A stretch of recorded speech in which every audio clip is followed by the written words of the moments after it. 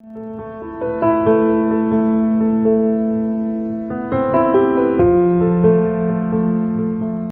les premiers jours après la naissance de votre enfant, il y aura des étapes un petit peu clés que tous les enfants font en principe.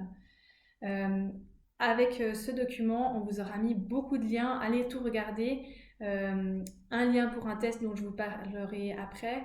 Et un lien, ça fait des brochures très très bien expliquées pour plein de choses pour votre enfant, que ce soit le bain, les petits soins de l'enfant, comment soigner le cordon, les pleurs du bébé.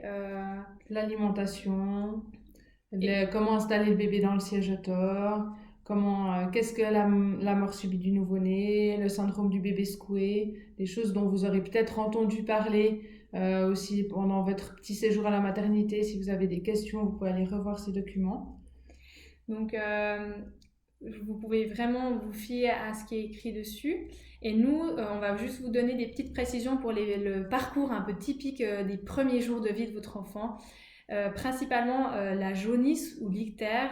Donc vous allez remarquer, c'est presque tous les enfants qui ont ça. Vers les 3e jours, ils vont commencer à devenir un peu jaunes ou avoir un teint fantastiquement, presque un peu orangé ou basané. Ça, c'est tout à fait normal. Votre enfant dans le ventre, il avait des globules rouges de bébé dans le ventre. Et une fois qu'il naît, il change de globules rouges, nettoyage de printemps, et puis il construit des autres globules rouges adultes.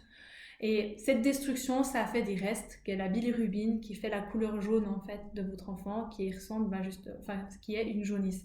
C'est tout à fait normal. Donc il n'y a pas d'inquiétude à avoir.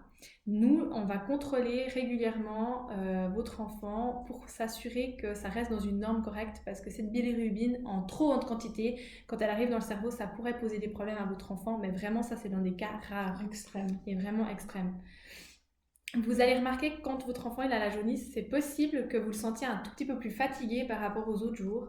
Ça, c'est aussi un signe qu'il a cette jaunisse qui peut être au sein un tout petit peu plus lent, mais tant que ça reste dans une norme que la sage-femme pourra vous aider à identifier, il n'y a pas de souci à vous faire. Ce que vous pouvez faire pour aider, c'est que l'élimination de la jaunisse, de la bilirubine, elle va se faire par l'urine et les selles, et aussi par la lumière. Donc, plus votre enfant va téter correctement, faire caca, meilleures sont les chances qu'il élimine bien sa bilirubine. Et si vous le positionnez aussi à la lumière du jour, et attention pas au soleil, il va pouvoir éliminer sa bilirubine. Donc dès que vous pouvez, à partir de cette période-là, essayez de le faire dormir près des fenêtres pour qu'il prenne un petit peu la lumière. Tu verrais autre chose à rajouter pour l'ictère? Non, pour l'ictère. Non.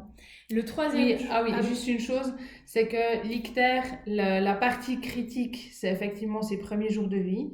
Mais si vous allaitez votre enfant, il y a ce qu'on appelle l'ictère au lait maternel qui peut durer plusieurs semaines. Alors là, c'est plus du tout dangereux pour l'enfant, mais ça lui laisse encore un teint un peu orangé de surfeur australien comme ça, qui dure quelques semaines, mais pas d'inquiétude si ça se prolonge. Oui, tout à fait.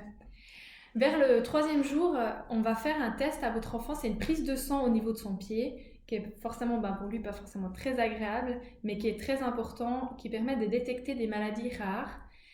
Ces maladies rares, c'est des maladies métaboliques qui sont donc très très peu fréquentes, mais que quand on peut les diagnostiquer tout de suite dès la naissance de votre enfant, ça permet souvent d'avoir une prise en charge qui Adéquate. peut limiter, voire complètement annuler les effets de la maladie selon les maladies. Donc c'est très important de le faire. On va prendre des 4 gouttes du sang de votre enfant qui vont être envoyées à Zurich au Kinderspital pour être analysées. Comme vous êtes énormément en Suisse, le Kinderspital ne donne aucune nouvelle quand tout est bon. Et si avec quoi que ce soit dans les tests, vous allez de toute façon être informé par votre pédiatre ou par votre sage-femme. Donc pas de nouvelles, bonnes nouvelles.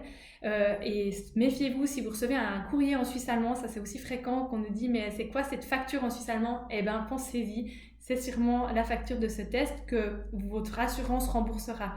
Donc vous pourrez l'envoyer à votre assurance, mais qui, si vous êtes à la maison, va vous être envoyé à vous personnellement.